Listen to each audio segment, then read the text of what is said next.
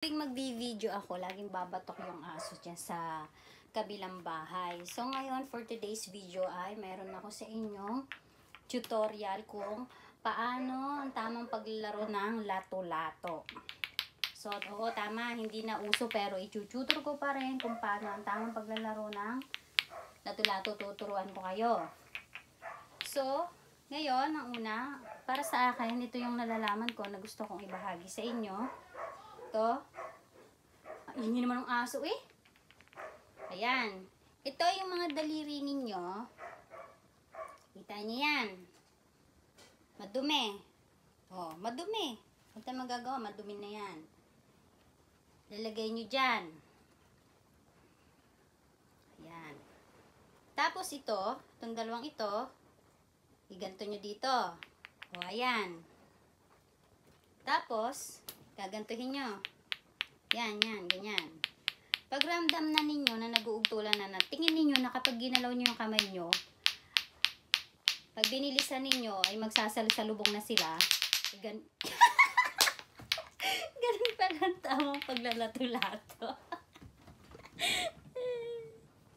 Pangalawang subok. Okay, o yung ano ha, yung lalagay muna natin yung daliri natin dito. Then, itong dalawang ito, dito, okay, game. Tingnan natin kung ilang minuto ang makukuha ko sa paglalaro ng lato-lato. Diba? Pinractice ko ito ng matagal. Ganun lang.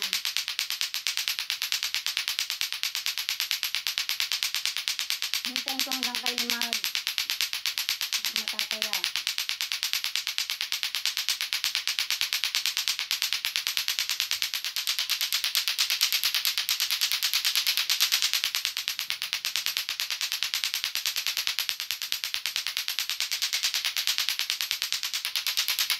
Matagal din ano. Yun yun. Ay ako yan ha. Biro.